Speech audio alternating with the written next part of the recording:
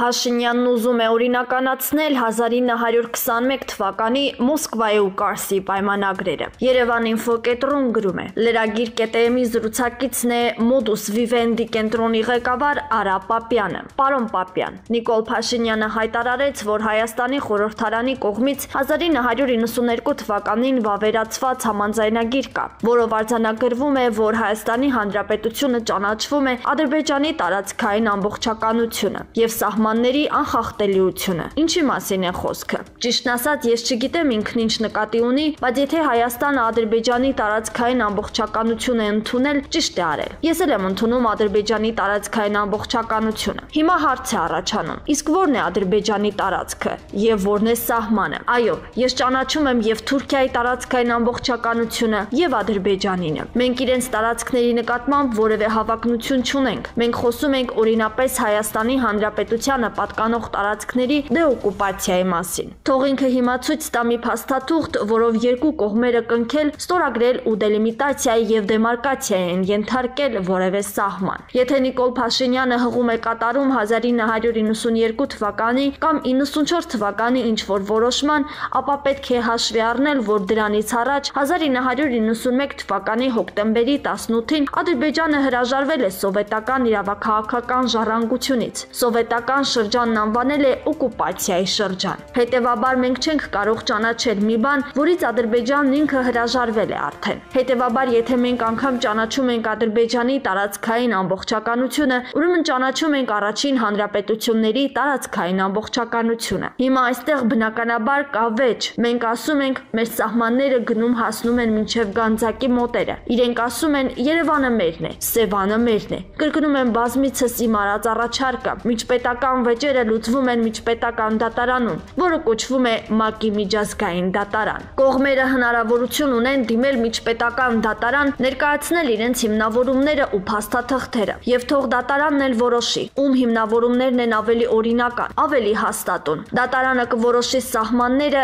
հետևաբար այդ տարածքային ամբողջականությունը ճանաչելու սկզբունքը վերաբերում է սրան։ Մնացածն արդեն կամայական մեկնաբանություններ են Նիկոլ Փաշինյանի եւ Ալիևի կողմից։ Արցախի կարգավիճակի դեօկուպացիայի վերաբերյալ հարցերին Նիկոլ Փաշինյանի պատասխաններն ինչ են փաստում։ Այս քաղաքականությունը մի խնդիր է լուծում բավարարել Թուրքիայի եւ Ադրբեջանի բոլոր ցանկությունները, նկրտումները, այդ թվում Ռուսաստանի, որովհետեւ Ռուսաստանն էլ է հանդես գալիս սովետական վարչական բաժանարար գծերը պետականացնելու օգտին։ Եվ այս ամբողջը մեկ նպատակ ունի՝ երեք ուժային կենտրոններին սիրաշահելով պահել իշխանությունը։ Այսօր Նիկոլ Փաշինյանն ու իր թիմն ընդամենը լուծում են մեկ հարց՝ սեփական իշխանությունը պահելու հարցը։ Եվ դրա համար իրենք պատրաստ են վճարել ինչով որ կարող են։ Քանի որ Ադրբեջանն ու Թուրքիան ավելի քաղաքական եւ տարածքային պահանջներ ունեն, Փաշինյանը դա է զիջում։ Ռուսաստանն ավելի տնտեսական խնդիրներ ունի, դա է զիջում։ Ամեն մեկին տալիս է այն, ինչ նրանք ուզում են, բայց որը ցավոք սրտի չի հանգեցնելու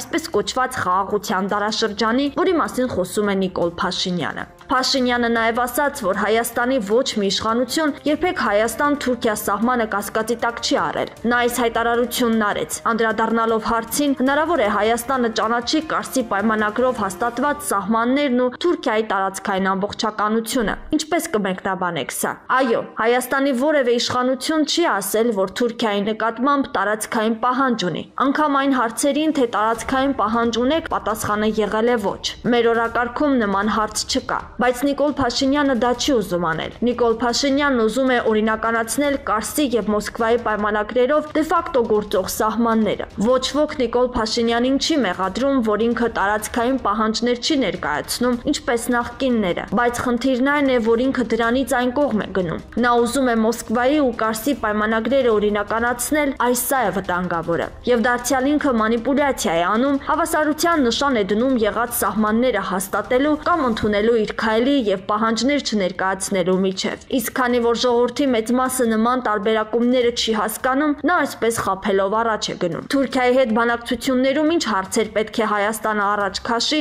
նույն Կարսի պայմանագրի կամ Նախիջևանի հարցերը չպետք է քննարկման առարկա լինեն։ Մի երկու բանակցություններով այդ հարցերը չեն կարող լուծվել։ Այստեղ պետք է լինի այն, ինչի մասին բարձրաձայնվում է, բայց իրականում այդպես չէ։ Առանց նախապայմանների հարաբերություններ։ Հասկանում եք, հայկական կողմից նախապայմաններ չդնելն արդեն իսկ մեծ զիջում է։ Հիմա պետք է մեկ պարբերության ուղղությամբ շատ պարզ փաստաթուղթ կնքվի, որում կնշվի, որ կողմերը համաձայնեցին հաստատել դիվանագիտական հարաբերություններ եւ պայմանավորվեցին հետագայում քննարկել առկա խնդիրները։ Եվ վերջ, հետագայում եթե պետք է սահմանվի բացման մասին փաստաթուղթ ստորագրվի, դա լուրջ փաստաթուղթ պետք է լինի։ Այսինքն այս փուլում իսկապես առանց նախապայմանների դիվանագիտական հարաբերությունների հաստատում, հետո արդեն ընթացիկ խնդիրները քայլ առ քայլ լուծելով պետք է առաջ գնալ։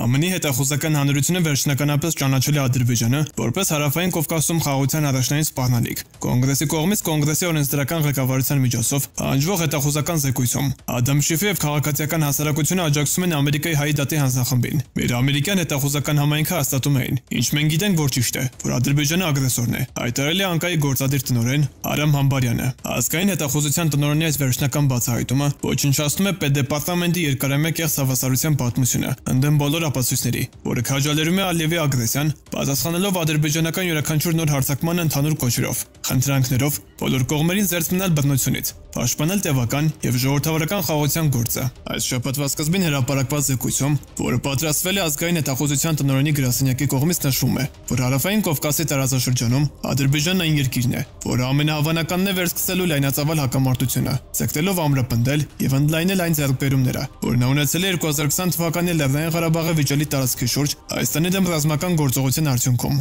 Զեկույցը շարունակվում է։ Ադրբեջանը 2022 թվականի սեպտեմբերի կեսերին համատարած գրոհ է նախաձեռնել Հայաստանի դեմ միջազգային սահմանի երկայնքով, հարվածելով մինչև 25 մղոն Հայաստանի տարածք։ Սեպտեմբերի 14-ին ձեռքբերված հրադադարը հիմնականում պահպանվում է, բայց կարող է հեշտությամբ խարխլվել, քանի որ կողմերից յուրաքանչյուրը շարունակում է միմյանց մեղադրել ծանր հրետանի կրելու մեջ։ Չնայած սեպտեմբերյան բռնություններին, որոնց ընթացքում զոհվել է առնվազն 207 հայ եւ 80 ադրբեջանցի զինվոր, միջազգային միջնորդությամբ վերսկսվել է դիվանագիտական գործունեությունը, որը մեր գնահատմամբ օգնում է նվազեցնել հետագա էսկալացիայի ռիսկը։ Ֆրանս-գերմանական արտահայտության կողմից մարտին հեռարձակված Ադրբեջան Ղարաբաղ վերադարձի ժամը վերնագրով ռեպորտաժը դժգոհության ալիք էր բարձրացրել սոցիալական ցանցերի ֆրանսիական դրույթում, ոչ միայն ֆրանսիայի, այլ նաև ֆրանսիացի օգտատերերի շրջանում։ Ինչպես հայտնեցին Ֆրանսիայում Հայաստանի դեսպանությունից, Arte France հեռուստաալիքի տնօրինության ուղղված բողոքի նամակներին զուգահեռ հայկական կազմակերպությունները, ֆրանսիահայ եւ ֆրանսիացի գործիչները ռեպորտաժի կապակցությամբ իրենց դժգոհությունն են արտահայտել սոցիալական ցանցերում,